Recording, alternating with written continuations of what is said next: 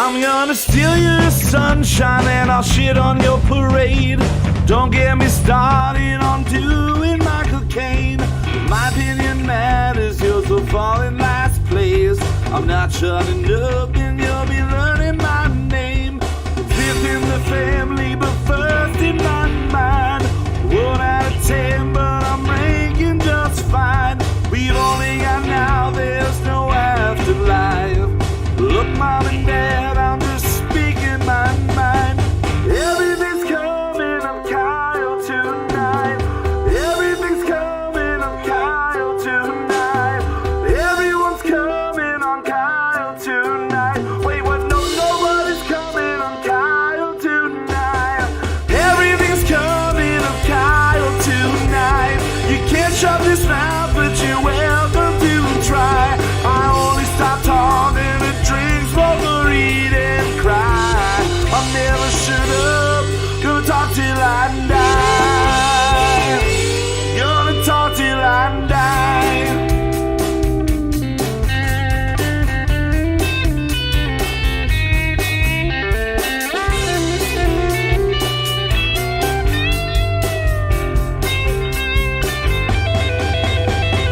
Everything's coming up Kyle tonight. You can't shut this mouth, but you're welcome to try. I only stop talking to drink, smoke, or eat and cry. I'll never shut up, gonna talk till I die. Gonna talk till I die. Gonna talk till I die. Gonna talk till I die.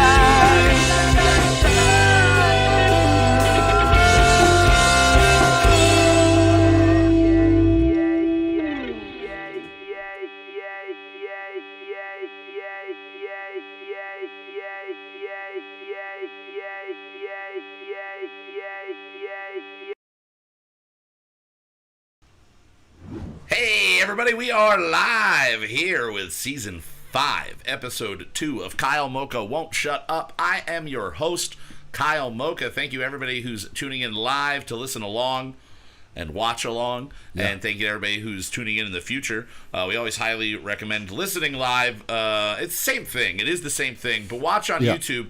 You get to see really cool things and interact with us. If you're in the chat, we will chit-chat along with you.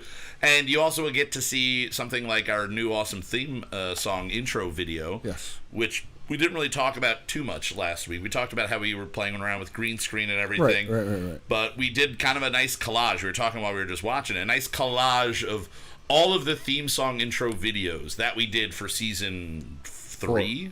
Yeah, it was Season 3. Season 3, it was Season 3. And we cut them all together, and now it's a collage and a kaleidoscope of sorts for how many different haircuts I had in like a 6-month span. It's true. A lot of different haircuts. Yeah, and I'm glad that I wear certain things that you can't tell all of the weight fluctuation, you know? Because I was on a diet at one point, so I lost like 30 pounds. Yeah. And then it's back to wearing oversized flannels because it all came roaring back. Right, dude, it's about to be fall. It's about to be fall. It's okay to be fat during fall. That's what I've always heard. That's what I've always learned. That's what my mom told me. Fat fall, dude. She told me it's fat to be all the time. Or did she tell me it's okay to be fat when you fall? Or it's funny when fat people fall. That's what Mom always said. It's funny when Pat Feefel. When Pat, you know Pat Feefel. I know Pat Feefel. You know Pat Feefel. A lot of Pat Feefel. I really like Matt Pusick for Pat Feefel. We're gonna get hate mail from Pat Feefel. Pat Feefel, you know what? You can send it right to 123justinsuckspa.com and it'll be delivered to us in the real mail. I know it's a website, but it works. It works. Yeah. Speaking of 123 Justin Sucks, we are here as always. I am here with Mr. Justin Olimpado in the downstairs chair. He's really over there, but he's down. I'm showing a little bit behind the scenes for people. You're really there, but you're also here. You're here, and there's nobody here or here. Wait, did I do that right? No, here. There we go. We got to get better at this. There. There's nobody here. There's nobody over there. It's just the two of us. But we actually do. We have Zach coming down shortly. He's finishing up one of the wildest songs that we've done in a very long time. This song feels very epic. He says he's bouncing. You know what was funny? He was bouncing the file over to our guest that we'll get to in a minute. Right. And I noticed that since the album that we're working on is abbreviated to ass, it's there's a file that just says ass bounces. Yes. And I love it. I love a good ass bounce. You gotta love a good ass bounce. But yeah, lots of tracks, Zach is saying. But he is going to be here shortly. But we do have a very, very special guest. Not in-house. Obviously, you can see there's nobody right here. Unfortunately, there's nobody right next to me. I can't rub any legs tonight. Nope. COVID, you're not supposed to be rubbing legs. That's what they say everywhere. But we are joined via Skype. We are joined by Mr. Sean Arawjo. And there he is. Now you can see him. I like to leave people in suspense, especially when we got such a fine, good-looking gentleman that's going to be on our show. Thank you so much for doing this, buddy. You got it. Thanks for having me. It's episode 93 overall or something like that, 92 overall. And I don't know why it's taken this long. I mean, mainly because we don't know. We didn't really figure out how to do it virtually until we had to with COVID. So we've been doing a lot more virtual, and it's that's not easier. true. I mean, we just didn't have anybody that wanted to try it. It's like, no, I'm just going to show up at your house. I also it's like, probably okay. turned down a lot of people that were like, no, I can Skype it. And I'm just like, that just seems complicated, and I don't know how things work. So I just act as a buffer for you. Right, and I appreciate that. As opposed to just being like, hey, Justin, you got to do this now. And hey, Justin, you got to do this now. But now it's easy. We figured it out. In my head, I think everything's going to be so difficult. But it works out. Now we have Sean here with us. Yes. He also is a contributor on our 70th overall Brunch Weekly Original Single. And I was saying before, you were the first person to contribute to a song, not virtually, but digitally, from first demo, very far away, all the way in another part of Pennsylvania. You're still in Pennsylvania, right?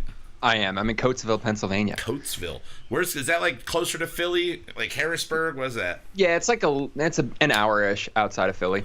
Okay, that's not too Is that near like Phoenixville, Autobahn? Yeah, it's pretty close to there. Okay, cool. Right next to the Autobahn. Do you think a lot of people listen to Autobahn while they're in Autobahn? Is there an Autobahn Fest? I don't know. They should do a music fest. They have some festivals where and you can stuff over only there. play They Autobahn, but you have to do it in different world sounds. Really expand Autobahn. I think it would work. I think it would be really good. You don't think so, Justin? You're just patronizing me now? Blue. Blue. He's totally paying attention. Yes. He's 100% paying attention. So shit that's going on in the world while we're waiting for Mr. Sturman to get down here. Pennsylvania today announced that on September 21st, bars and restaurants are allowed to go to 50% That sounds capacity, great, dude. right? That sounds great. So awesome. Sounds They would awesome. never give us something like that to help all the struggling workers and all the struggling businesses. They would never give us that and then immediately slap us in the face with something else. Never. They wouldn't say, hey, you can go back to 50% capacity, have but fun. now you're not allowed to sell alcohol after 10 p.m., and that is actually what they did. All bars can no longer sell alcohol. But you can serve food all night. You can sell food to 2 a.m., but that booze after 10 is really what's hurting all of that's what's getting everybody COVID. What's the logic behind that? I think the logic is basically that nobody is in a bar after 10 o'clock actually getting food. And if they are, they're kind of just faking it. And they've probably had enough run-ins with bars that were kind of like, fuck you, they got something. But yeah, Richard, in the chat, that is That's 10 p.m., which means karaoke. If you want to go do karaoke, we do it at 9 o'clock at the Cinder on Friday and Saturday nights. We're going to either have to do it earlier, or you're going to have to buy, and as far as we've been told, this is legal, of your booze at $9.49. Can you buy a keg at $9.49? At $9.59, I mean, because there are 60 minutes in an hour. Can you buy a keg?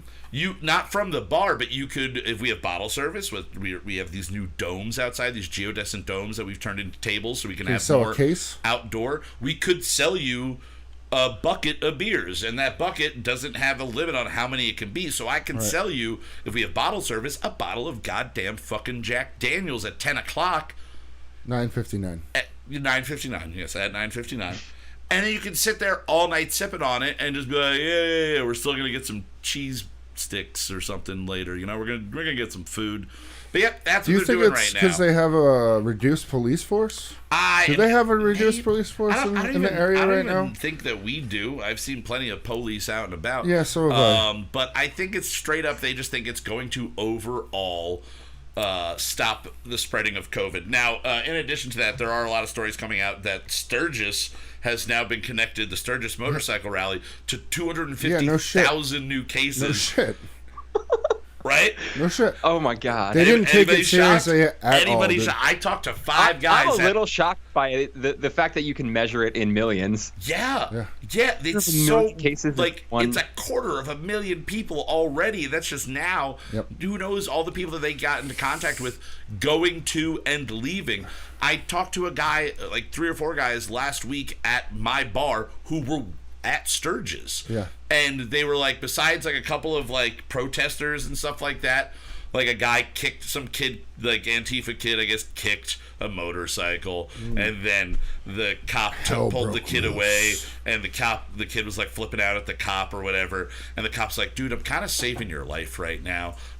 You just kicked an angry drunk biker's fucking motorcycle over, and it's not a good way to go. You just kicked the behind. You did the wrong thing, and that sound, I didn't hear the toilet close. Usually I hear the toilet close, and that means Zach's on his way down. Try not to slam the lid, but he is here. We are now joined by Mr. Zachary Storman. That was a very efficient pop there. I'm into efficiency today. You're an efficient daddy this week. Just kidding. You are totally... No, we are not into efficiency today. You got off work a little early, which is not efficient.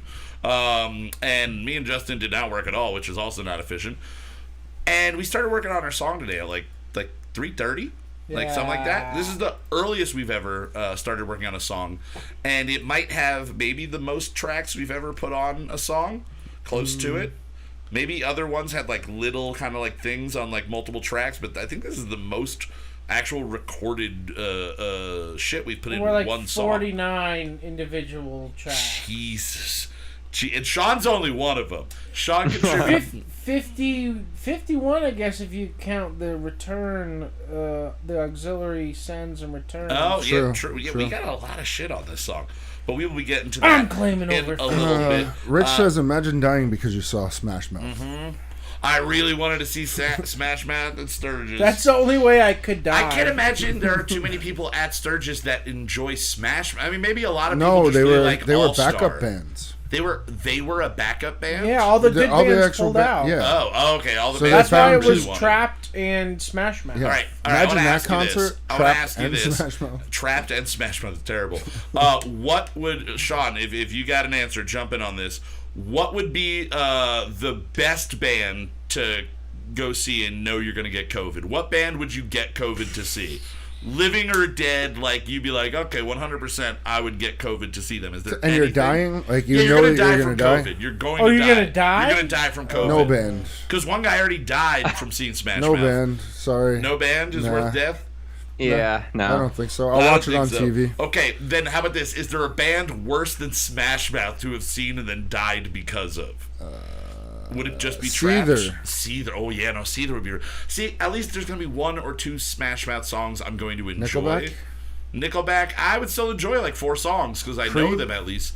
Creed, I would enjoy the entire set. Yeah. And a guy I know is the drummer of, not Creed, but Scott Stapp. No, I know what I would die to go So see. that'd be cool. Who?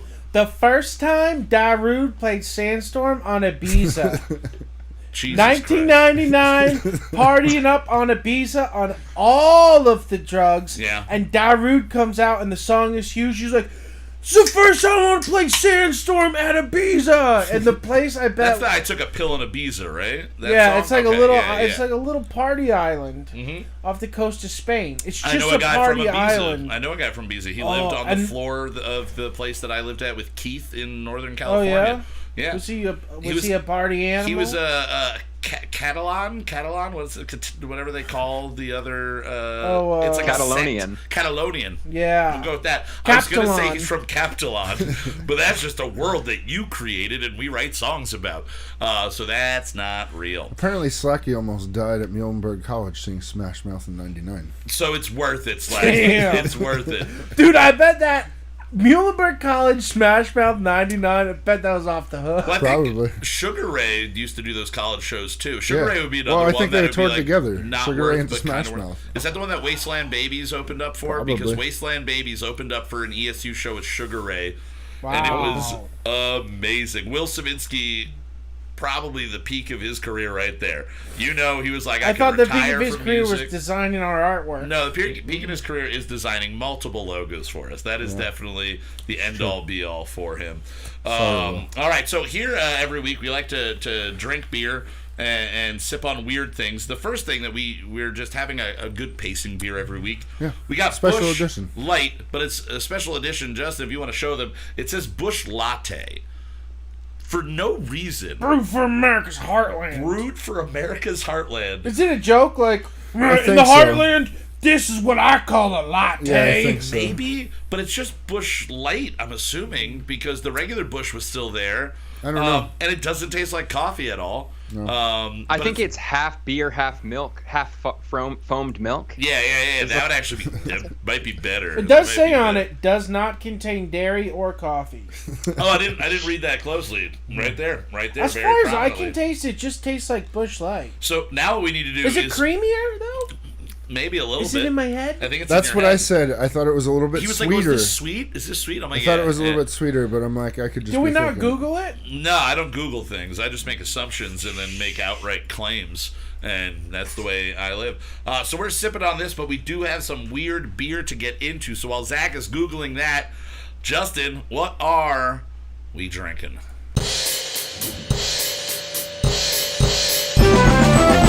We drink it so you don't have to. Rub you in the morning from the bathroom. Cheap booze and craft brews. Rub you in the morning from the bathroom. What are we drinking? What are we drinking? Yeah!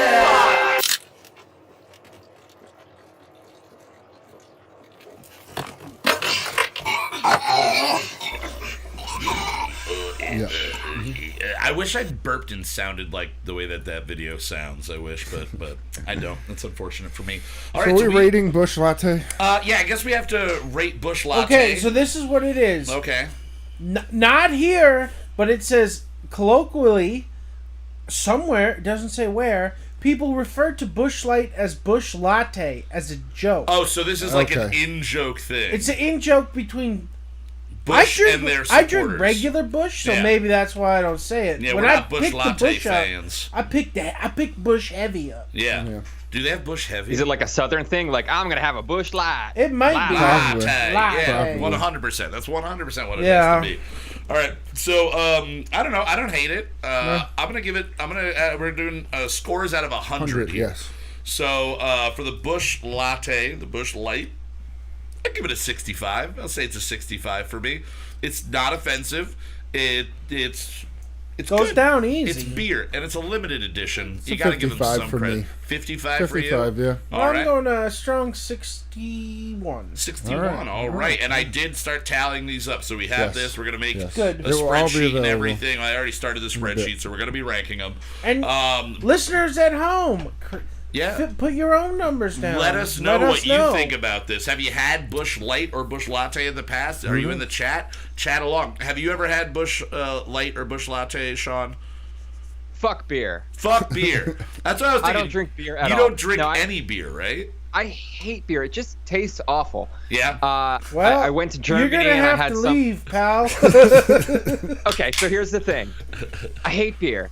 I've tried all kinds. They all taste nasty. But when I come on a podcast, I like to meet the hosts halfway. So I brought every single bottle of nasty old alcohol that I have in my house. Wonderful. Oh. This is the way to do it, future guests. One weird can of Arnold Palmer spiked. Oh, spiked Arnold half and Palmer. half. I do. We've had that. That is good. That is good. I will nurse this during the show, but if you guys want me to, I will happily take a shot of any one of these three weird things if you're choosing. You got some Jack Daniels. What's the bottle? I've got some Jack Daniels. I've got some 151 rum, and I've got a gigantic bottle of peppermint schnapps. All right. So I don't want you to do the Jack Daniels because that's easy. I'm torn. I don't want you to do 151 because that's terrible. I kind of just want you to do a shot of peach schnapps.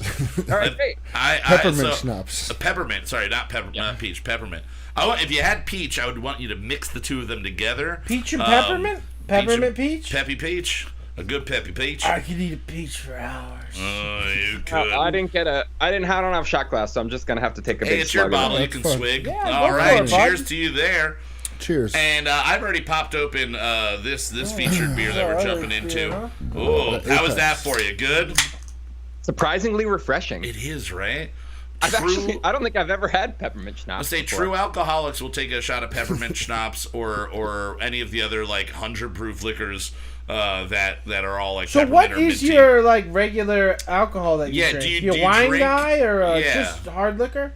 Once in a No, while? I drink I drink Jack Daniels. I'll have rum and cokes or Jack and Cokes or just like weird fruity shit. Like last summer, Mike's Hard Lemonade had this like mandarin orange stuff that just tasted delicious. I was drinking that all last You summer. into ciders and stuff?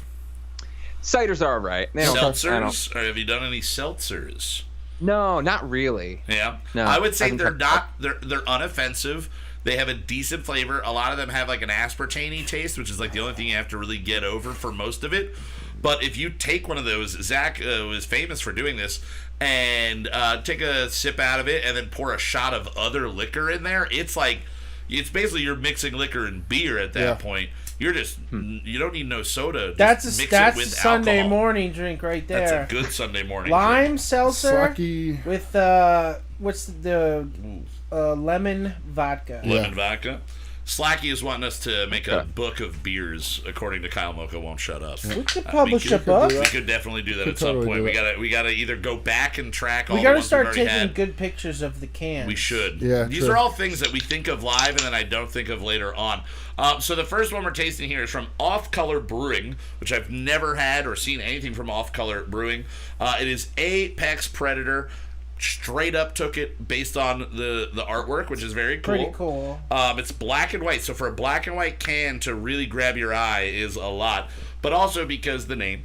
And it is a farmhouse ale, which we don't generally find a lot outside of a seasonal beer and IPAs, double IPAs, which is just smacking you in the face with hop flavors. So a farmhouse ale is going to be, it's supposed to be a little bit more on the easier to drink side. There still is a hop element to it. It is still an ale, so it still has that dryness, but it's going to be closer to a wheat beer. It's very sweet.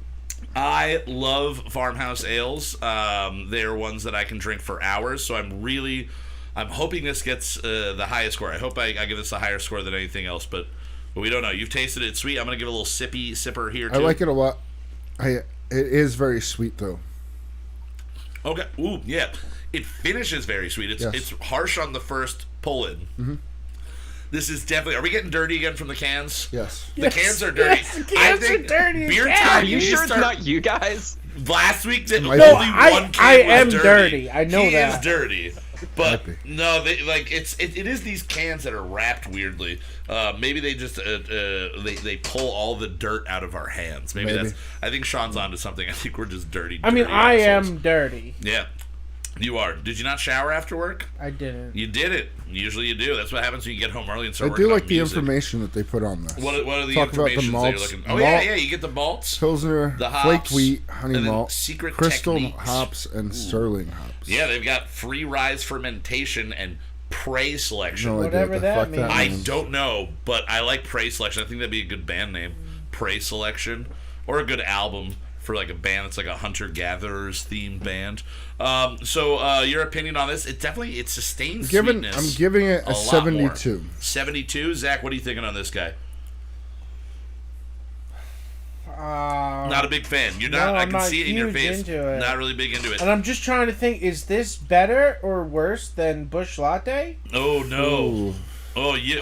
I gotta give this a 59. Really? Ooh, okay. Just not into the whatever makes it a farmhouse. I guess it's just not. It reminds me of certain like Weyerbacher beers, and I really like Weyerbacher beers. It has that malt liquor taste a little bit to it at the back end. A little bit. This definitely is better midwinter. Like, this is a better cold time. You want to have something that's going to be warming and it's going to taste good. I thoroughly enjoy this. It's but a 6.5 it is not if we didn't best. say. It is 6.5. I did not say that. It's not the best farmhouse ale I've ever had. I'm going to give this a 73 because I want to leave there to be a little room for improvement on other farmhouse ales down the line. So I'm going to go with the 73 on this.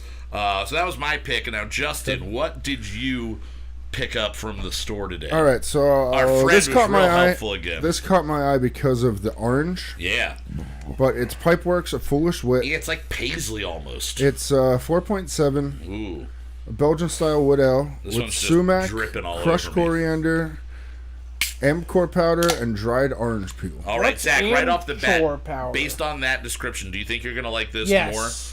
I'm definitely. Are you more of a fan of wits in general than ales? I love Belgian style. Belgian style wits are great. Hands down favorite. Yeah, in the way that this, if I was trying to sell the Apex Predator to somebody, I would tell them. Oh, that smells terrible. If they. Oh wow, that smells rotten. Is this one of those situations where we bought rotten beer? We're doing really well advertising for Beer Time. We talk about their rotten beer, their dirty beer, their dirty cans. They're really helpful employees. Well, all right. Well, here this smells like a fart. Just so you know, Sean, to get it into your head, it smells like a fart. I like this. Well, it tastes fucking wonderful.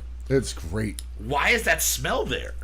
It has to be. Maybe it's our hands that smell. Our dirty hands smell like it's farts. Probably either a crushed coriander or I don't know.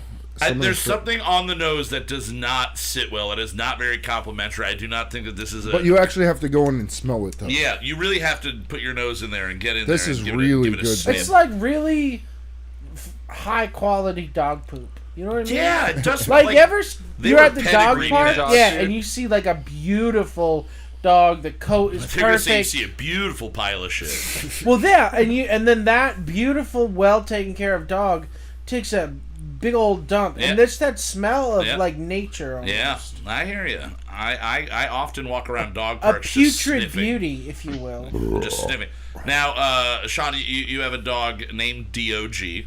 Mm-hmm. Now, is DOG a good pooper, big pooper? He's a small dog. He's a small dog. He's usually got 3 poops a day in him, which I think is pretty good. Yeah. His stability isn't what it used to be, so sometimes he falls in it. Yeah. How old is DOG at this point? He's almost 20. He's going to be 20 in January. Jesus. Wow. I have never known DOG to not be an old dog. Right. Yeah. And cause I must have met him when he was like 7.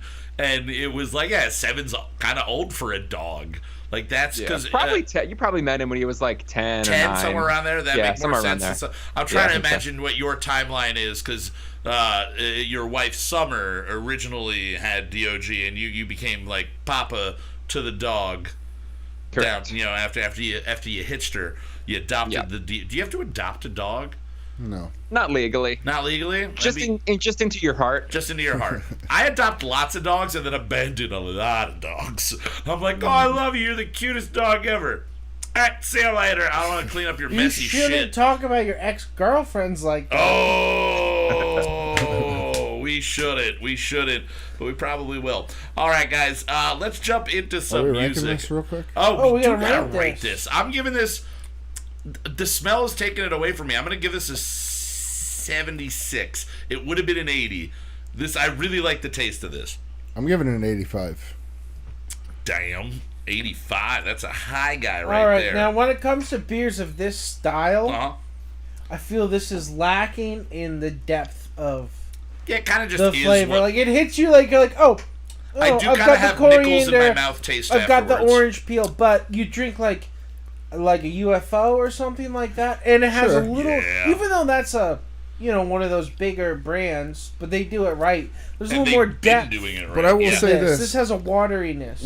It does, but as I'm not drinking it, I have citrus on my tongue. Yeah, it sits for a long time, but it is kind of a nickely citrus. It's kind of metallic, but that's also coming out of a can. All right. So I'm going to give it a 67. 67? That's pretty high. That might be the highest one that you've ranked. I don't think you've given one anything. It's only 2 weeks in. You're trying to be honest. That's why I do like going at 100. I'm glad you made us push for that. All right, so tonight we have a very, very awesome song that we're going to be playing to you from a band called the Scoffs. That's Scoffs. You can find them online at the Scoffs on Instagram, Facebook. They have music on Spotify. You can find some of their stuff on YouTube. We're going to be playing you their song Short Fuse off of their EP Talk Is Cheap. Now, a little bit about the band. They are as self-described as this. They are 4-seasoned, which means grizzled in their opinion, punk rockers who joined forces within the last few years to bring the feel of 70s punk rock back to the Seattle scene. So they're trying to kind of step back like pre-Melvin's Seattle, and they're trying to step back into that aggressive, fun punk rock. The artwork for the imagery for their album that you'll be seeing while it plays 100% really just kind of identifies who they are as a band. I really like this song. I've listened to this song probably about like 10 times. So I don't want to delay any more for you guys to actually get to hear this for the first time. Maybe you've heard it in the past. But again, this is the Scoffs off of Talk Is Cheap. This is the single Short Fuse. We'll see you guys in a couple of minutes. Enjoy.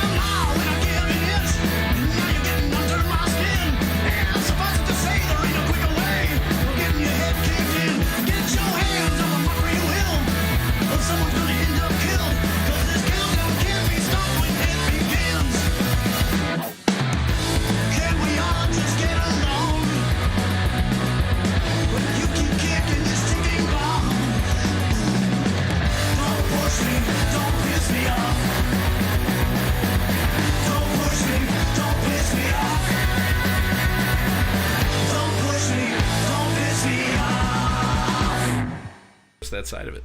All right, we're just examining our dented microphone right here. Yeah. But hell yeah, fucking love the Scoffs.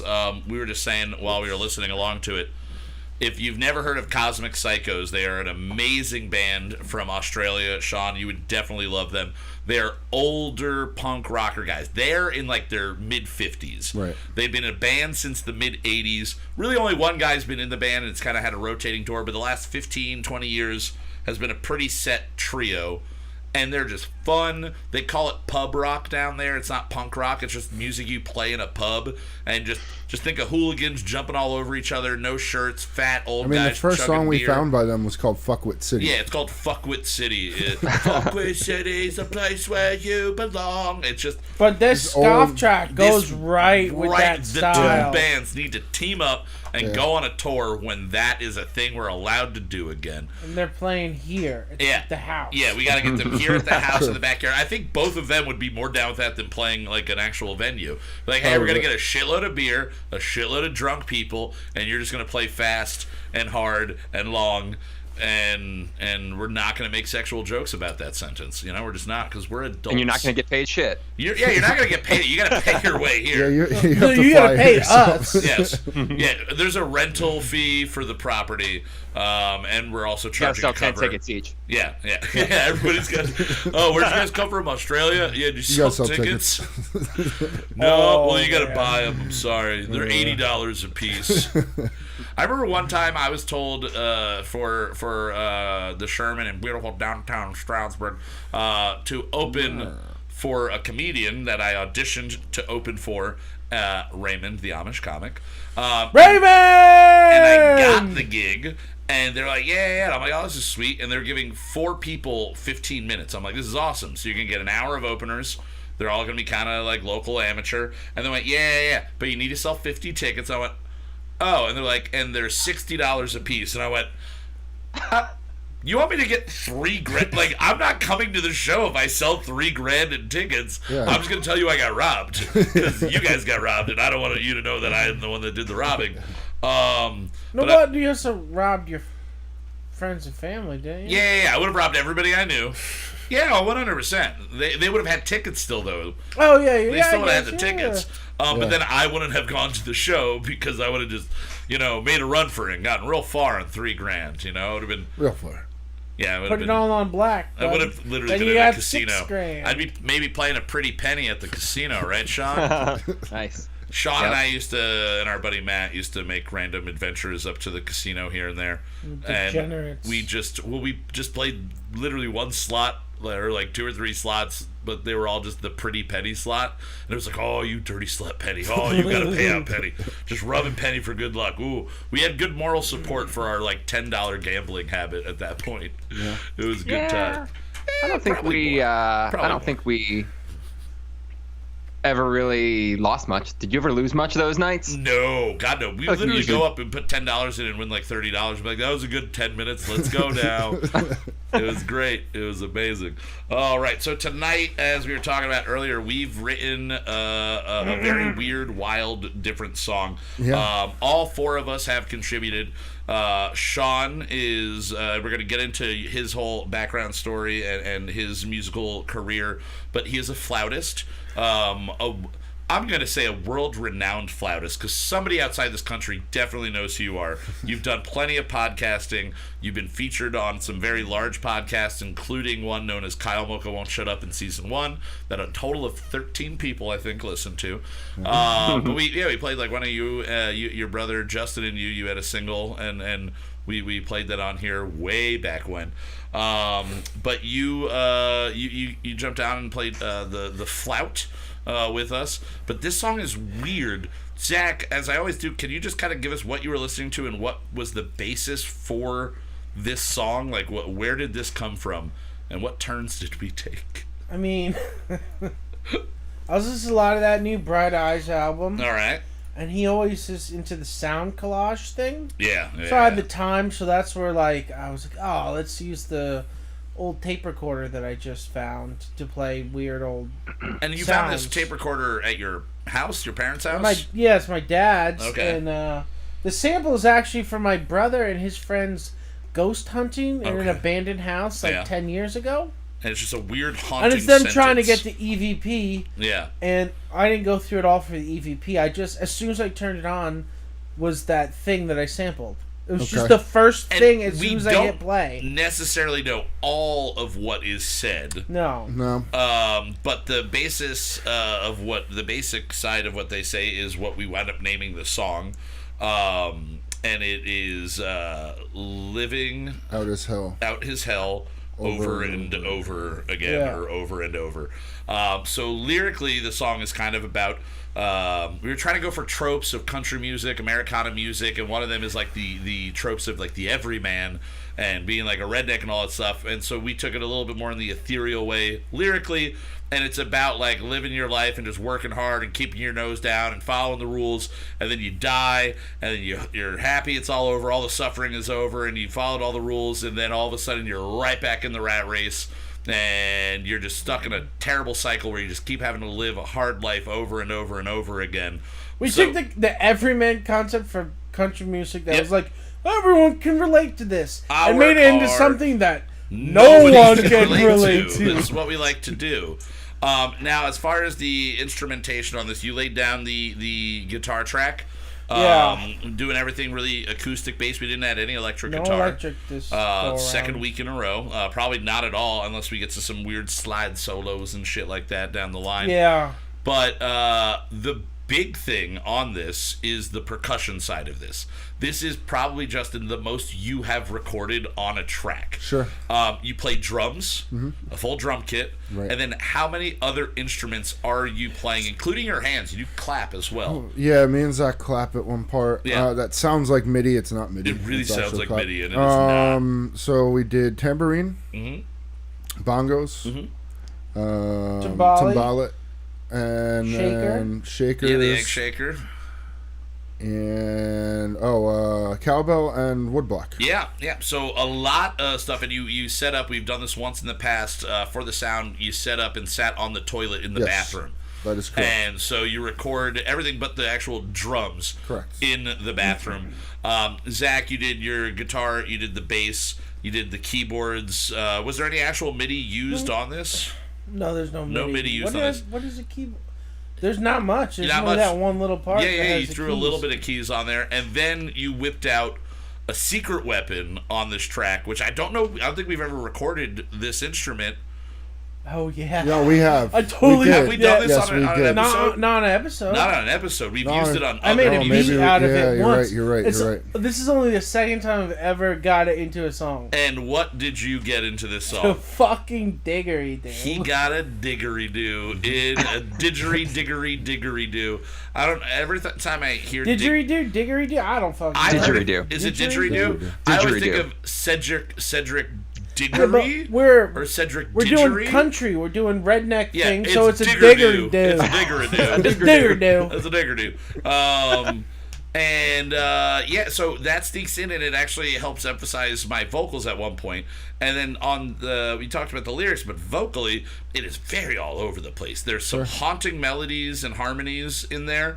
There are some. I do the low end Beach Boys with no other vocals, just the low end Beach Boys style, like with the diggery, just a slow walk down, and then the didgeridoo is the diggeridoo is supporting that and just holds on to that. You auto tuned it a little bit to hit where I was, and it just like sustains my ooh, and just adds this extra presence to it. And then over top of all of that, is a beautiful flute. There's really I've only heard a small bit of it. Justin has not heard any of the flute playing. Sean, the funniest part though, before he talks about it, is what we gave him to record over was just the guitars, the bass and drums. the drums. So you have no idea what not the drum percussion, and not any of the vocals. Yeah, so he has no idea. So from what we sent to you, what was your first impression of it, and where did your mind take you? What were you pulling from on this?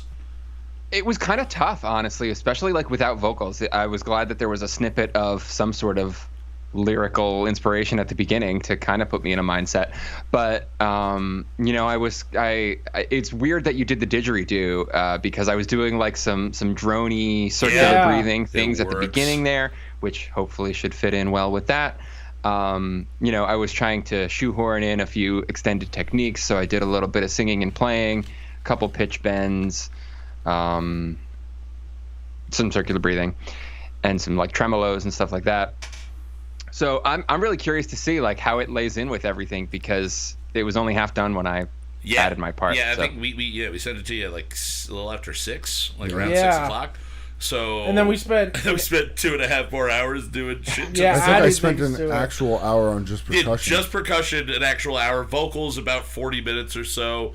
And then the good thing is, while we were waiting for you to wrap up your stuff and send it over, Zach had a lot of time to start doing the mixing and mastering at that point, getting levels right and fuck around with the ambiance of the song. What's up, Jeff? And hey, we got a one-eyed Jeff in the room. What's up, Jeff?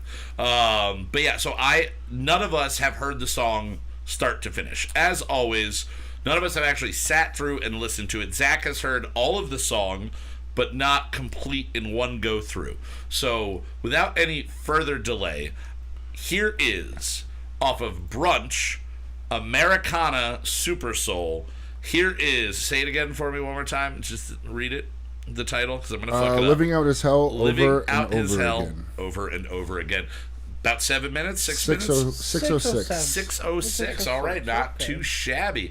It's a longer one for us lately, but really, we're doing pretty good staying under the 11-minute mark for the last year and a half. We're doing pretty good. That pop music training really has paid off. Sure. All right, guys, here it is, our latest Brunch Weekly Original Single. We'll see you guys in just over 6 minutes. Enjoy the flout. Or cookie sex. I mean, like you. And I'm gonna unplug. Is this sex? Everything with a Ouija that you're concepting is like in hell or anything. Mm-hmm. This could be living out as hell over and over again. That you're concepting is like in hell or anything. Mm-hmm. This could be living out as hell over and over again. You're concepting is like in hell or anything. Mm-hmm. This could be living out as hell over and over again.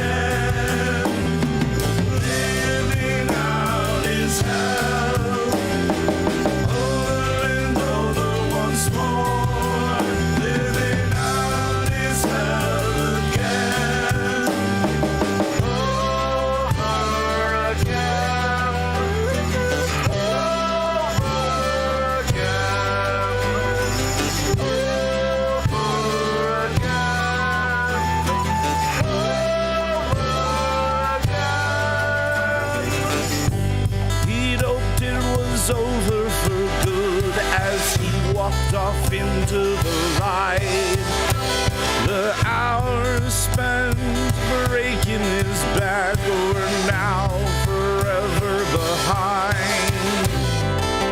Stepping right on through to peace on the other side.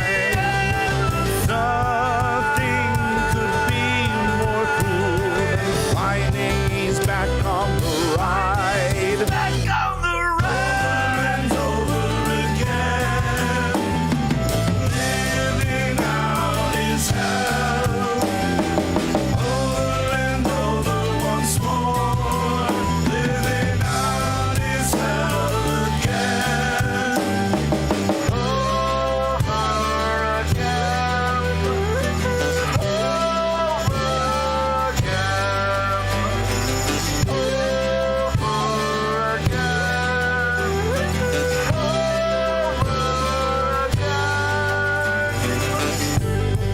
Better not be a trend, he said, fighting the deja vu. Once more, he's nearing the end, and the lights shine on through. A familiar way he moves across to the other side.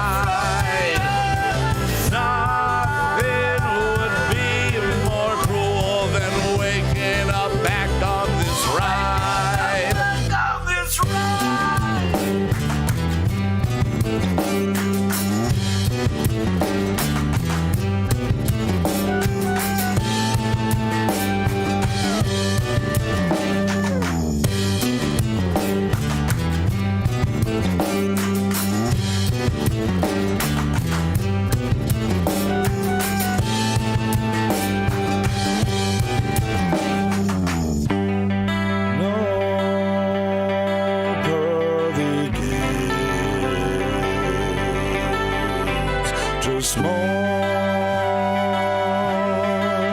of the same.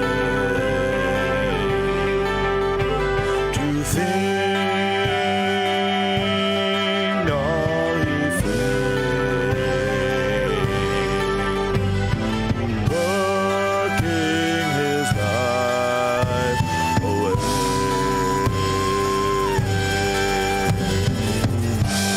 States dirty, states safe, had the chance to be saved. For this hell again. Turns out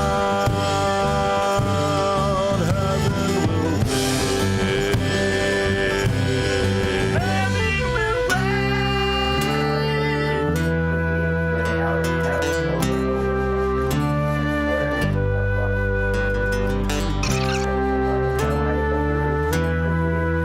in hell over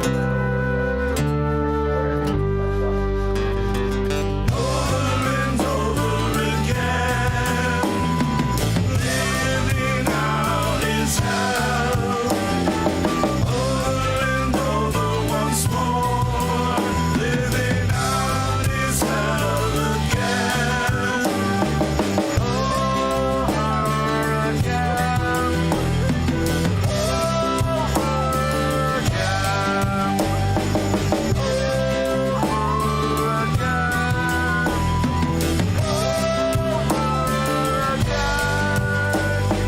No pearly gates, just some more of the same. Think all he paid working his life away. Stays 30, stays sane, chance to be saved. For this hell again, turns out heaven will wait.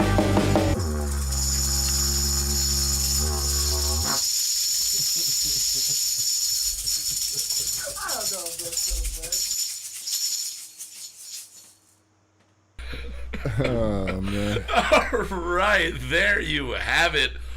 The Brunch Weekly Original Single for Season 5. Sean, that was Episode 2. fucking That was Sean, awesome. awesome. holy Thanks, guys. shit. Thank you. The part where it like everything just breaks down and you do the descending kind of like the descending scale, and it matches up perfectly with the way I decided to do the vocals there, because I'm like, do you want me to fill like this whole thing up or just part of it? And he's just like, yeah, fill it up. And I'm just like, all right. So I just start doing it, and that's what I'm thinking. It's like I'm going like, let's do like Brian Wilson, right? Yeah. Brian Wilson. I keep going to say Brian Jones, but that's the Rolling Stones guy Yeah, that died, right? died in his yeah. pool. Not him, not the Deadpool guy. The guy who went crazy and bought a Cadillac from a lady who saved his life. I just watched that movie, so if you haven't seen Love and Mercy, go check it out. But I was kind of just emulating that, like just Brian Wilson, like fuck doing, another sound or all of the layers of all of the Beach Boys. Just do his part of the Beach Boys. And then, having not heard that part till just now, I don't know if you looked up at all the script, but I'm just like, oh, that works. Holy shit. Yeah, that could have been much, much worse. What we just put really together could have there. been bad, right? We could have. No, you totally got what We were trying to go. What Yeah. I was thinking. You smelt what he stepped in. There was even one part in that bridge there that, at one point, I was singing that melody to Kyle. And then I didn't It's like do it. the third repeat of the bridge there. Yeah. And we ended up not doing it on vocals, but I'm sitting at the desk singing that.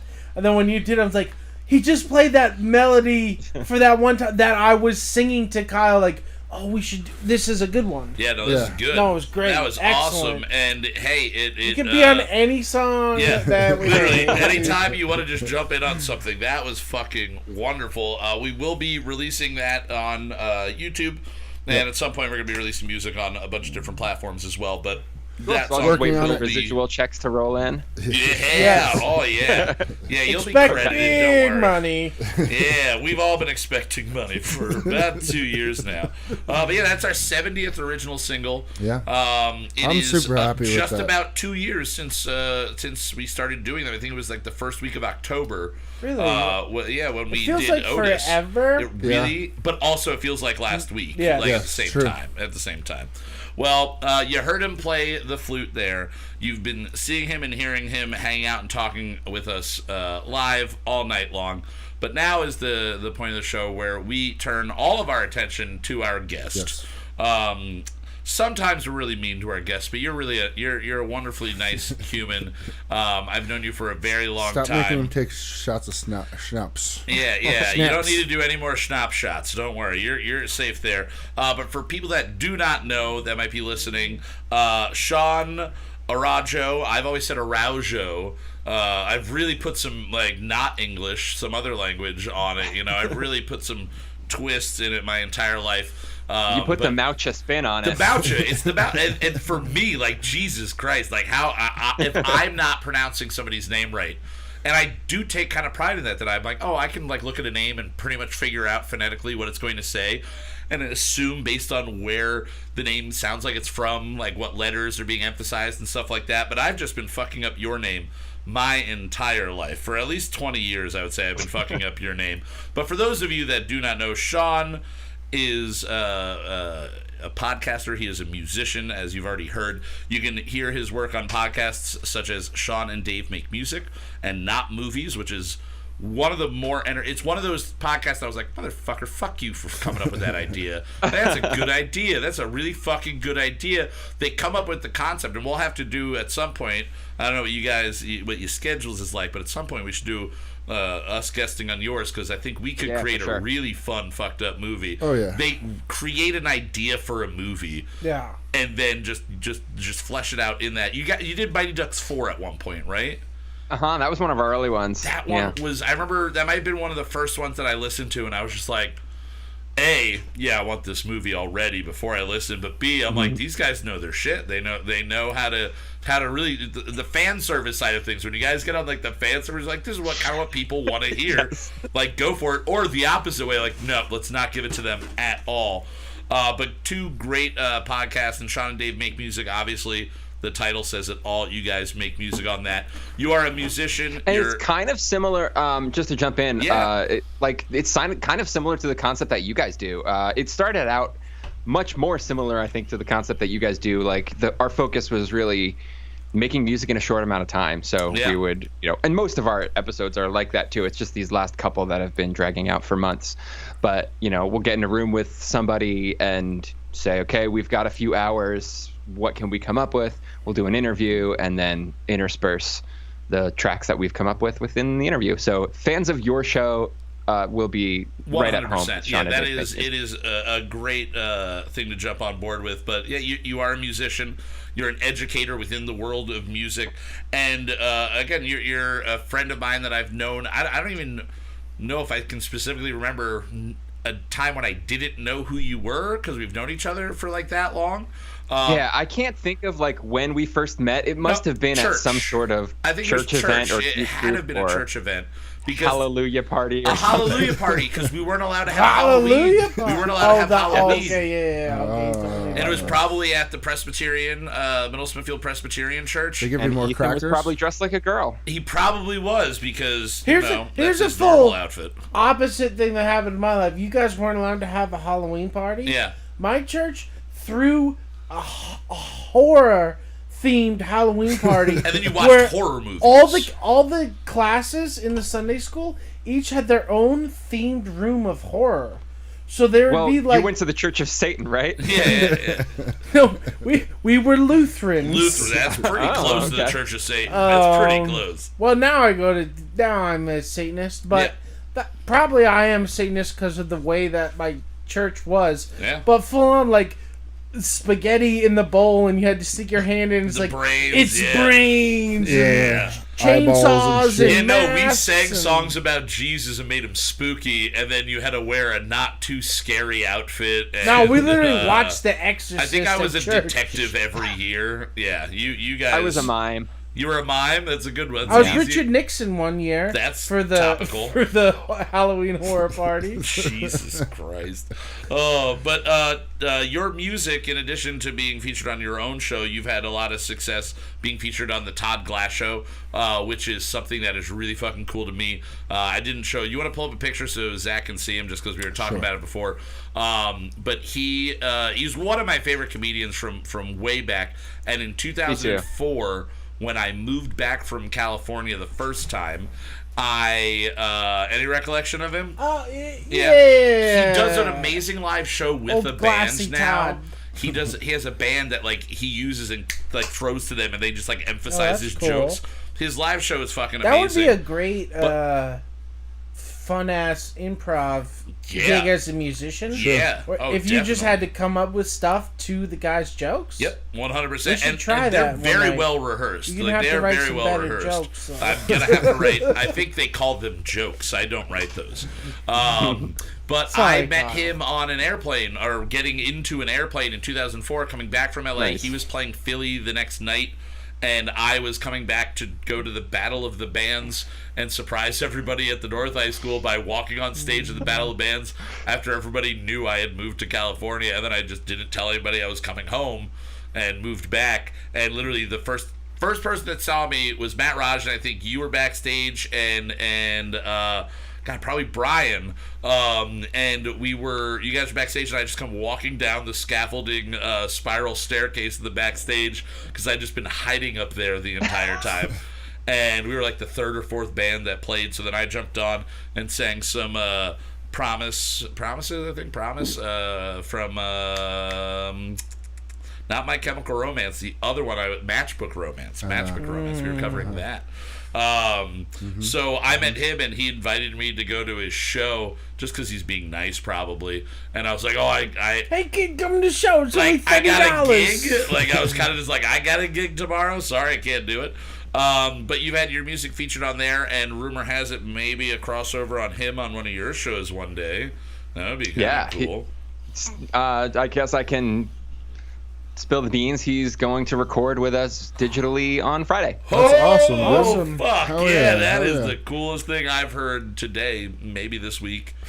Probably Yeah, this we year, gave him an actually. option. I told him a little bit about both shows, and I said, you can be on either one. And he initially was like, yeah, let's do not movies. That's kind of the easier one. There's no prep and less work.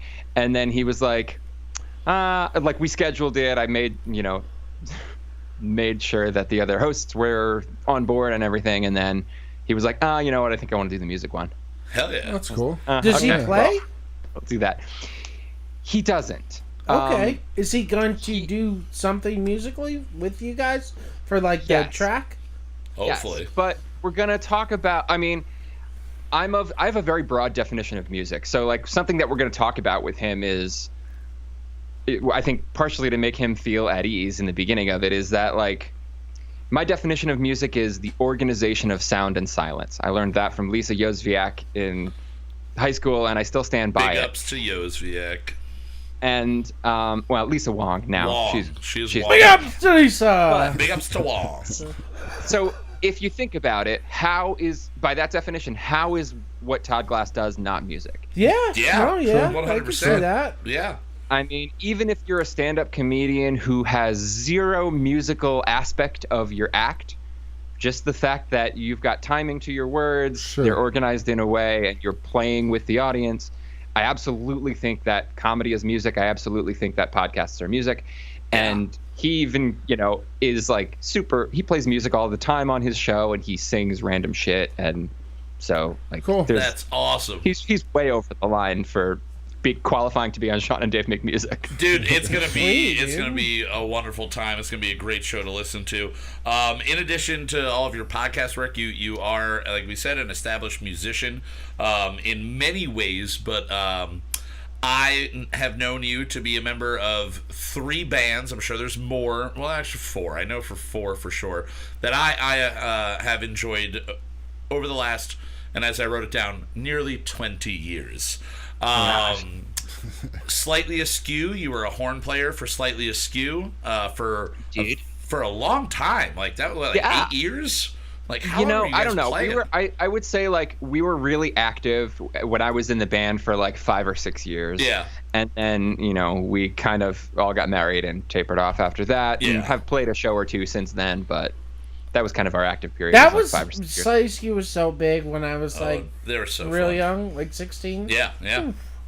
It was always a good time. Always a good time. It was super with those fun. guys. And like they were big when I mean not big, but like we perceived them as big when they I were was in high our school, local too. ska band. Like that was as They- close to we got to Real Big Fish every fucking Friday at Toast. Like Totally. that's who we got to see.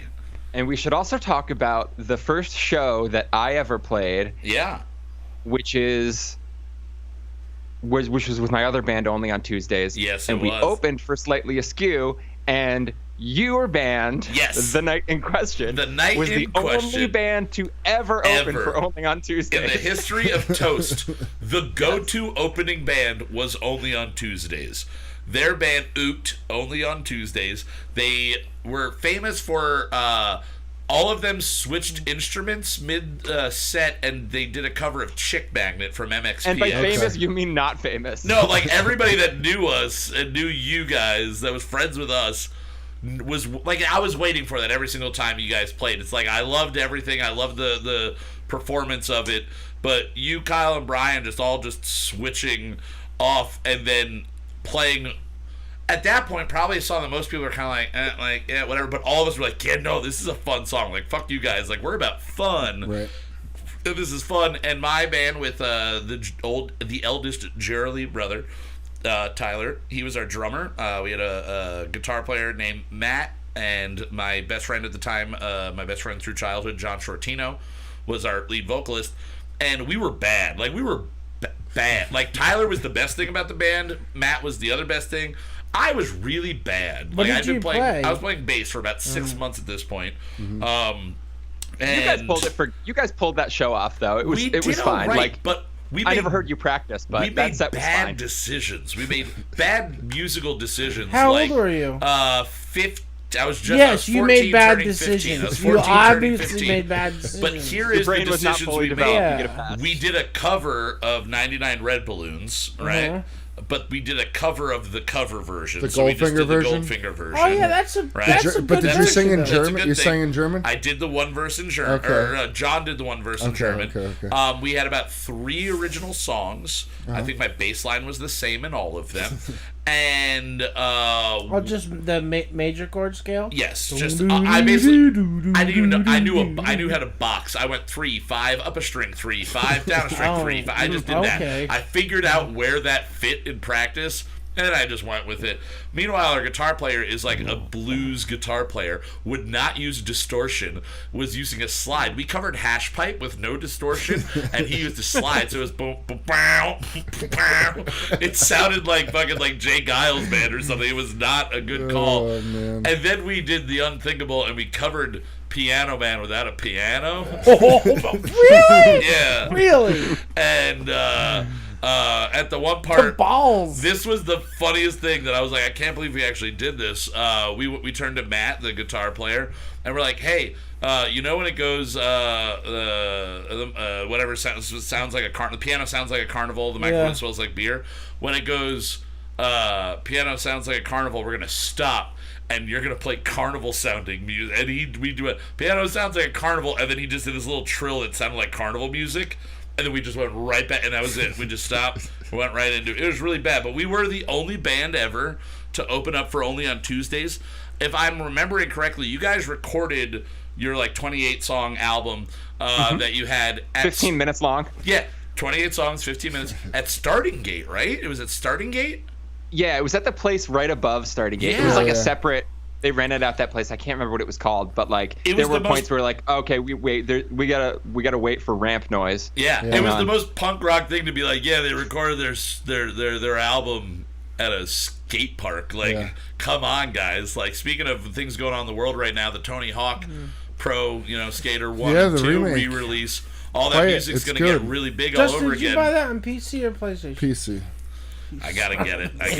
I'm gonna enjoy playing. It's I don't so like playing good. any video games. It's so I'm gonna good. enjoy that, and the soundtrack's gonna be amazing. But that was what I thought when I heard that. Like 14, 15, you guys were doing that, and you guys are all a year to year and a half younger than me. So I'm just like, oh fuck, that is cool. These kids are like out there. And again, I know you from Hallelujah parties. I'm like, fuck yeah, Sean. All right.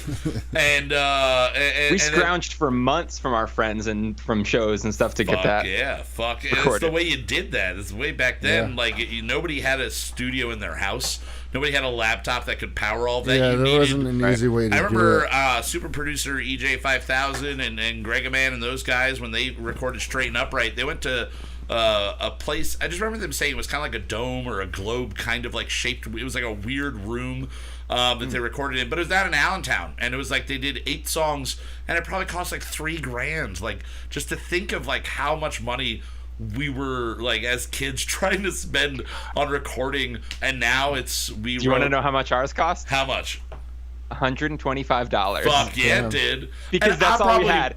I'm probably way overestimating theirs. I think the guy was like $11 an hour or something like that, and we like showed up and just like gave him all the money we had, and we're like, can we make an album? And he was like, I'll try to get it done. Yeah, as quickly as possible. Wow. That's we tracked everything together without a click, like not vocals, but all the instruments were done together, and then we did vocals and mostly in one take, and then he just like slapped it together that day and did it. Fuck yeah. So tell us, what was for you as a kid getting into music? What were the bands that you grew up listening to? Like, what was your parents' influence on you?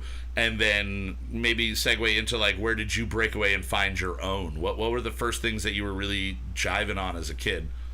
Well, my parents' influence on me kind of didn't take hold until later. I was always just a little bit resistant to it. Okay. My dad was always super into the Beach Boys, and like, the Beach Boys are fantastic. I love the Beach Boys now, but when I was a kid, they weren't really my thing. My brother was the main driving force behind getting me into new bands and stuff. And he's how much older than you? He's 4 years older than me. So that's a great gap, because he's like senior or just graduated when you're a freshman type of deal. Like, he knows everything. It kind of gives you a pass. My brother was 10 years older than me. And I got like, I know Nirvana and the Blue Album. Cool, thank you. So one of the first bands I really got into was like Weezer. The Blue Album just like hit me right when it was supposed to, and it was just fantastic. I heard him talking on a podcast like a couple years ago about how he was upset that like the people who grabbed onto his music were like middle school kids, because he was trying to make a simple, like, oversimplified album, but that was a great album. And you appealed to oversimplified people. Like, it's right. Kind of hit your target audience without wanting to on that one. For sure. And then like after that, I got more into punk and ska, and like the Christian music scene too. When I was a kid, was huge. Five Iron Frenzy and MXPX. MXPX. Were you a big OC Supertones? MXPX is Christian band? Yes, they are. They were at that point. I don't know if they really identified, but it was gotten into them. Yeah, it makes sense. It was always kind of like undertones of it. Yeah, well, it's the same way that like Under Oath was a Christian band. It's just like, not really. The guy did coke and wrote a whole album about it at some point. It's their best album. It is their best. Define the Great Line. Define the Great Line. Oh, great what would album. you say is your favorite punk or ska band of all time? I know it's a hard thing with music. Everything's objective, but something that you would go to more than anything else, I would say. Bottom music industry. Okay. Oh man, I love me some Jeff Rosenstock. I don't. That is Jeff weird. Rosenstock is.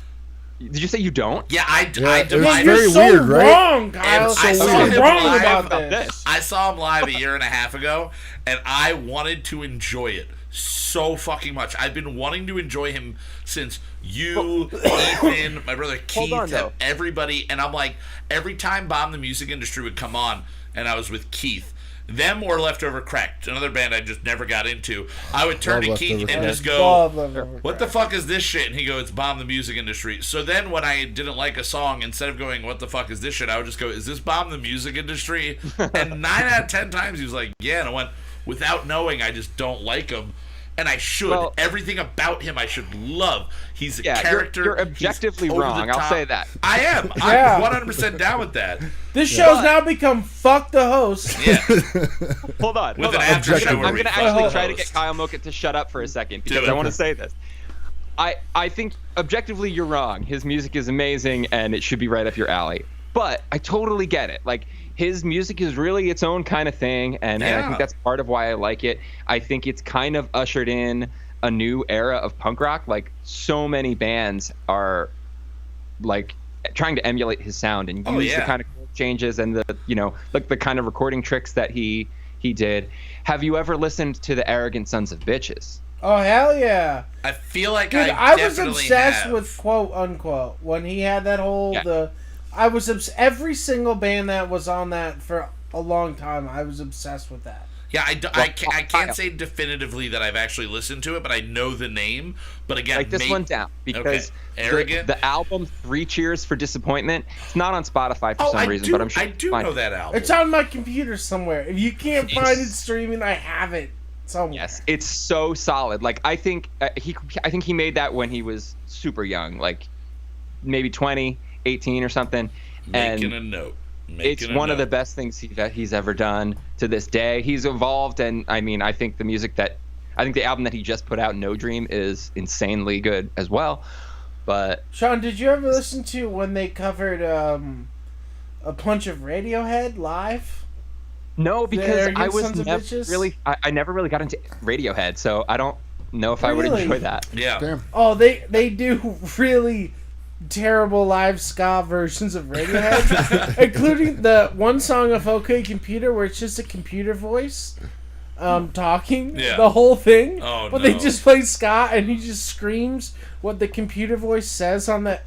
If you're not a huge Radiohead fan, You might not get the jokes. I am am like a huge bomb Radiohead the fan. music industry nerd, so I feel like I should at least. You're saying computer voice like You know that song like DJ no, what's his name? you know the DJ song Hawking? off OK Computer that's like happier, working out every day. Oh, yeah, going the to the actual gym, computer talking eating part. well. Yeah. And then he's like a dog tied to a stick in the back But or is it whatever. Like, is it like Microsoft Sam voice though? Yeah. So like DJ Hawking.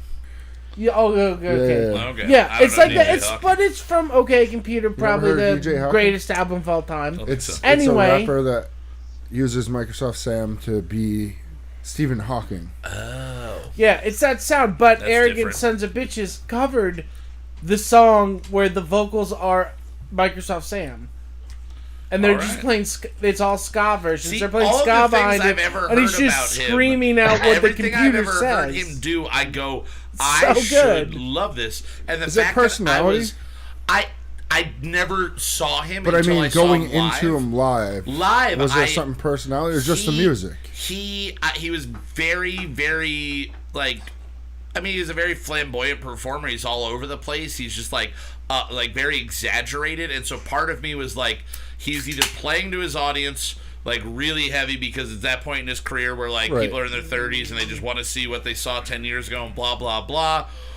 But also, I'm like, this could just be how he does every show, whether there's 2,000 people or 2 people there. Yeah, no, I've seen him in like know. houses. Yeah, I where don't know none of the that. band shows up and he plays the entire set by himself off an iPod. I've seen him play like that. See, and with that Which is style incredible. thing, I love Adam and his package, like things Oh, yeah, along me those too. lines. it was the It was evolution extension. of Yeah, Adam it was and the his evolution. package. Yeah, And I think I also don't really love a lot of the things that he influenced. My ex was really big into many things that was influenced by him, like a lot of that kind of talk singing where it's kind of part like him being like kind of like Broadway and theatrical, which again another thing I love. Yeah, and which should the whole like. thing is very weird. But then like they mix like his sound, but they also grew up with Me Without You, so it's like really just like I don't know. It's like musically gaudy to me. I'm like, you're just like putting on way too much. So I feel that way. Yeah, he's always got really thick textures and like a lot going on, which I appreciate. I like intricacy in music because like I get bored otherwise. I love groove, but I mean I love traditional ska, but sometimes it gets boring. Sure. Yeah. Sure. I mean, Now, there's got to be something interesting going on. And As a he always keeps it musician, interesting. stepping away from like the fandom side of things, when did you first start playing music that? When did you first start playing any musical instrument, and then when did you really start playing music that you wanted to play?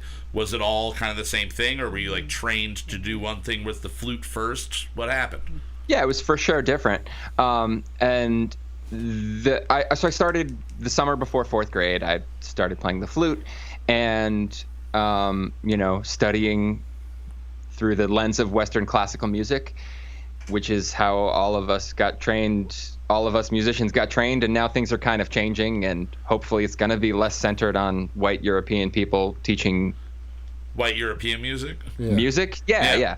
So anyway, it was always fun at school when the white lady was trying to teach you like old slave spirituals, and you're like, I don't think you're the person that should be addressing this situation.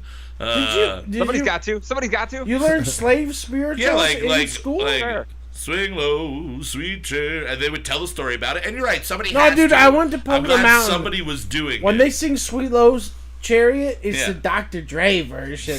In Poker Mountain, buddy. Yeah, I'm talking like 92, 93. The kids that were 5, 6 years old weren't big on Dre. We were big on crisscross at the time. Oh yeah, crisscross would make you jump. Yeah. So I was playing the flute, and I got into ska in like 4th or 5th grade. Started listening to the Aquabats. I remember one time I brought in their record to music class to play for my friends, and I played The Cat with Two Heads, and everybody thought I was real weird. Everybody knew I was real weird at that point.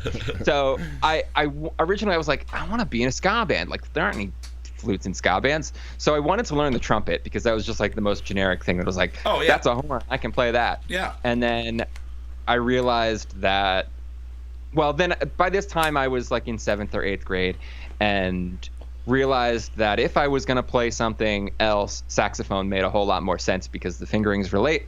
I also wanted to be in jazz band, and they wouldn't let me play flute in jazz band. Really? Really. So I picked up the flute. I guess this is before Ron Burgundy, It's before Ron Burgundy proved that flute exists in jazz. True. Before it hit the mainstream. Yeah. That's flute and metal, bud. I know. But so then I started to play the saxophone, and we were in 7th grade, and we started this, I'll call it a quote unquote band. Not that we were on the record, quote unquote, but it was just, we were not really a band, called the Sycophants. And like, we really didn't know how to play music or write songs. So we just kind of went over and dicked around and had fun at Brian Ludwig's house, and his mom would feed us snacks, and it was great. The best part of some band practice is the snacks. Yeah. Out of that, we wanted to do the talent show in 8th grade, and I think it was a thing like they would only let a maximum of 3 or 4 people do it at a time. So we also sucked. So it kind of helped us. So we kind of broke off into a 3-piece, and that's how Only on Tuesdays formed as like a side project. And you're in 7th grade at this point? No, that was 8th grade. 8th grade? Okay. 8th grade.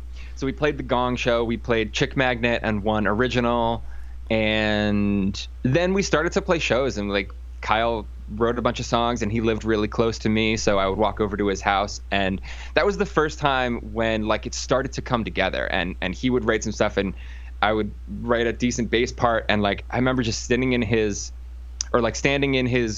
garage or his basement and like playing and like things that actually sounded good, and we would just like get the smiles, and we just like start grinning and like couldn't stop. We were making stuff that we would actually listen to, and so like that's where it kind of started, and it's been a long journey since then, kind of, I don't know, accumulating different skills and trying to integrate all of the skills and all of my influences into some sort of cohesive music that represents me. Hell yeah.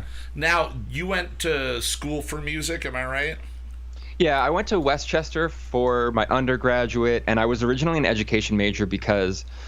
education major because my private teacher in high school was like, music isn't a good life. If you're going to go to music, you have to go into music.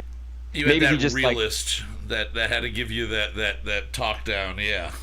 Yes, but he was like a phenomenal player, and he had an amazing career in life. But anyway, so like maybe he just didn't think I had it, and he was like, "You got to go into music education." I'm not sure. But anyway, those who can't do teach. So I did that for 2.5 years, and then I started getting into the education classes and realized I don't want to be a band director. I like teaching, but I don't want to be a band director. So I switched, and I was going to switch to flute performance, but I would have had to take an extra year. So I ended up switching to music theory and composition, graduating on time. Then I went to New York University for flute performance and studied with Robert Dick, who's the master of extended techniques and new music, and he's certainly one of the best flute players in the world. So that was really, a crazy education. I'll be paying for it for a long time, and that's depressing. But now, is that around the time that Keith had to go into the city and perform with you? Was that for my brother went in? And he played on accompanied you, right? my graduate recital. Yes. Oh, it was your graduate recital? Keith played at your graduate recital from. Ethan. Keith and Ethan and our friend Brian, who is a very accomplished musician. Oh, he's an amazing He wasn't musician. Out of place there. But Keith and Ethan also accompanied me, and they did great. Yeah, it was two really good musicians and then two schmoes they just dragged in off the street. Hey. They practiced and they did it and it went over. Yeah, I remember Keith really, that was one of the first times where I was like, oh yeah, bro, if you just put your nose down and start, you can do this shit. And he was already a good musician. I had tried to teach him guitar in 03, 04, and he just did not catch it. And then it took me moving away and him just doing it on his own. And I was like, you're amazing. And then he started playing drums and I'm just like, yeah, okay. But doing that performance with you, I was like, dude, you just did something in front of people that you should be way more nervous about what you just did.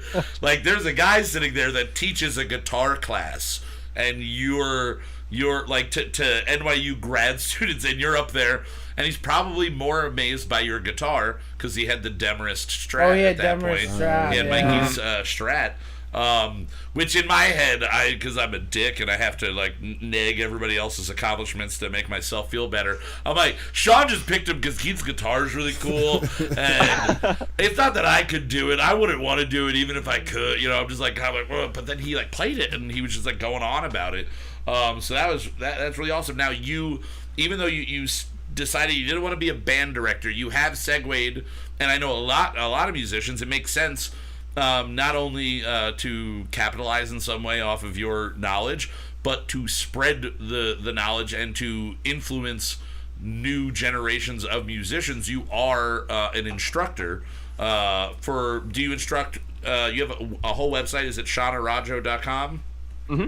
Yep. And what all do you instruct? What are the fields? What are the musical instruments that you teach? Flute, clarinet, alto sax, tenor sax, and ukulele at the moment. I have one drum student, but I don't advertise for that. Now, is this solely what you do now in the world? Is this you are a professional music teacher, instructor? What do you define yourself as on that? Yeah, I call myself a music teacher, musician/music teacher. Nice. Mm-hmm. And how much has that changed with COVID and everything? Not having face-to-face? Were you virtual before, or did you have to adapt a lot? I was teaching 5 days a week at 4 different locations, 1 music school, 2 music stores, and 1 person's house. And it was a hell of a lot of driving, and it was just really kind of running me down. So when COVID-19 hit, I lost about half of my students, and the other half started to go virtual, and I kind of maintained for a little while, just sort of scraping by. And then now, since the school year, more of my old students have signed back up, so I'm teaching more of them virtually now. Very nice. That's awesome.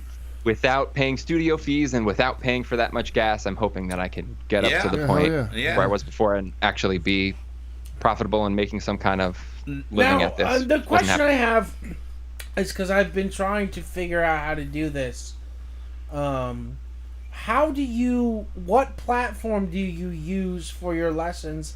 And is the latency and sound quality enough that you can play with, say, one of your students at the same time that they're playing and play together? No. The best you can do is, I mean, I could hold a chord and kind of, tremolo it or something, and they can play over that, and not line up with my rhythm. Yeah. But no, the lag is something that I have not been able to get over. So that's the main drawback of switching to Versatile. I can't play duets with my students. Yeah, and then the kid could be sitting there and have fucked something up, and you're just sitting there like, oh, it held for 5 seconds. What is it? That. Okay, did you do it? All right, cool. Yeah, that, I guess do it again. That's something that it should be. I mean, if anybody knows somebody that writes code or develops something, look into that. That could be a major market, especially with now. If you can figure out a lossless way to send audio back and forth, it would change. That we could play together, because I've been in that situation through the whole COVID bullshit. Where you want to work? It's like on me and Spencer, or even like one of the rappers or something. Yeah. Somebody wants to work, be able to where I can import their feed from Zoom or Discord or whatever into my DAW, and be able to run a remote session that. But I haven't found a way that's even Discord has there's always going to be some sort of delay from your end, because you're sending out data and receiving at the same time. So I think I've seen platforms advertised that say that it's possible. There's like Jam something, but I don't remember what it's called. And I just think I don't know. I don't really buy it. How does that work? Now, what do you use? And did you try multiple platforms to see which one was the best quality, and what did you wind up settling on? I ended up using Zoom, and it's okay. I have to kind of fiddle with the settings for each different person, but generally, their first lesson, we'll go in and fiddle with the settings for 5 minutes, and it'll usually be okay. Okay. The most annoying thing is, the most annoying thing is not being able to play together in real time. The second most annoying thing is sometimes they'll be playing and it'll think that they're background noise, and it'll just go and cancel out their whole sound. But we've got that mostly worked out. It doesn't happen that often anymore. And it's a lot of other things are nice. We've got a computer between us, so we can screen share, and I can send music, and they can we can listen to something. We can watch a YouTube video of the piece that they're playing.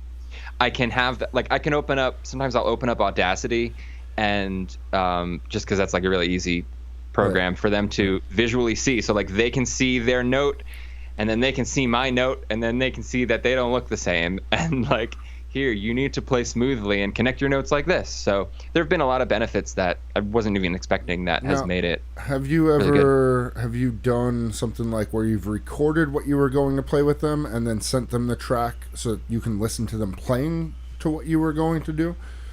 I haven't done much of that, but theoretically that would work. Right.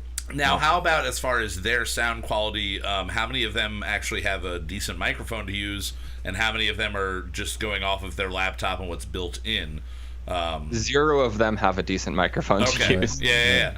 So it's all laptop mic at best. One of my students has wireless earbuds, and they actually gave a surprisingly clear audio sound. Yeah. Because it makes sense. It's hanging right next to your mouth, so Fair enough. Hell yeah. All right, so if people are interested in learning one of the instruments that you teach, the best way to get a hold of you would be SeanArawjo.com. Yeah, you can hit me on Facebook if that's easier, if that's where you live. Just like my page, send me a message and I'll get back to you. But yeah, there's a inquiry form on my website you can fill out. Hell yeah. Well, Sean, thank you so much for doing this. Thank you even more for the amazing flute track. I'm going to listen to that so much over the next fucking 2 years probably. Certain times we do a song and I just go, this is the one that gets stuck in my head for the next 5 years. Like I was saying earlier, Uploaded, a song that we did back in May, has just been stuck in my head. We were writing based using the Yamaha DX7 that fell into our laps writing our version of dance music. And this song and all the songs were about different shows on Amazon or YouTube. So that was Netflix. That one's Amazon. And so there's a show Upload, and so we wrote a song about it. And just all day I'm just like, oh, this is like uploaded. We're gonna be uploaded. Yeah, but this song is 100% right up in there. So again, thank you so much for joining us again. SeanArawjo.com. We're going to put all the information in the description for this, so you'll be able to find all of that. Thank you, a big thank you to the Scoffs for their single. And again, you can go check them out at the Scoffs on Instagram. Find them on Facebook, Spotify. And guys, if you're listening and you don't know the Cosmic Psychos, go check them out. And you guys and the Cosmic Psychos need to team up and do an international something, because you literally are spiritual siblings. Or maybe let's just brawl. Just brawl. Just all-out war. Old punkers fighting is a fun thing. That'd be a show I would watch. Fuck Celebrity Deathmatch. I want to see old punkers brawl. It'd be good. We could revive MTV2 with it, you know? Just make another channel. We'll just make another channel. It's called Old Punkers Brawl. Yeah, Old Punkers Brawl. Yeah, they come to the house, they give us a bunch of money, then they fight each other. We're going to pitch this to Walt. We have got Walt Phillips coming on in a couple of months, and old school hardcore Walt, he knows his share of punk rockers, and I'm going to see if he'll do the pilot episode of Punk Rockers Brawl. And just the meat and No, he's the wait, is this where Walt is fighting all of the old punk bands? No, I think Walt is the host. He's the host of it. Who did Headbangers Ball? The bald dude. Matt. Literally, it's just that version, but Punk Rockers Brawl. Matt. It's going to be good. It was two people, but it started out with MTV2. They're going to sign us. It's going to work. It's going to be good. What was that dude's name? I forget. But either way, check out the Scoffs. MTV3, yeah. MTV8. MTV Pie. MTV 3.14. I'm more down with that. They probably play a lot of Adam and his baggage on They play a lot of Warrant. Just that one Warrant song. Just over and over and over. They only air one day a year. It's just on Pi Day. It's the only day that they actually air. A big thank you, as always, to Moot.tv. Everybody over there, go check out our Brother Sister Love podcast. Let Me Ask You a Question, where every week Eric or one of the other guys asks a question. Sean has been on a number of episodes of that in the past. I asked the question last time. You did? I was so jealous because I was like, what was the question? Yeah, what question?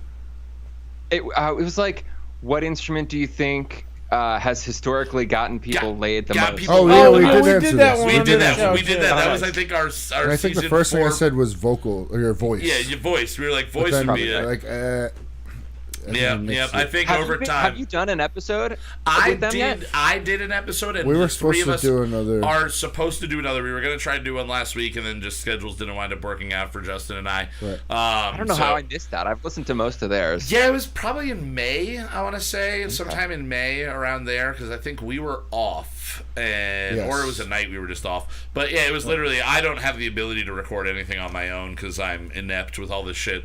And I come up here to their house, and we do this show. So I did the guest spot from Justin's chair while they were upstairs, like, recording music with the rapper and everything. And I'm just down here just like, yeah, thanks to Justin for making sure I could actually do this. But the next time, I definitely want to be asking a question. The next time I'm on alone, we'll let them do a natural one with the three of us, where Anthony asks a good, proper question, and there's lots of mouth noises.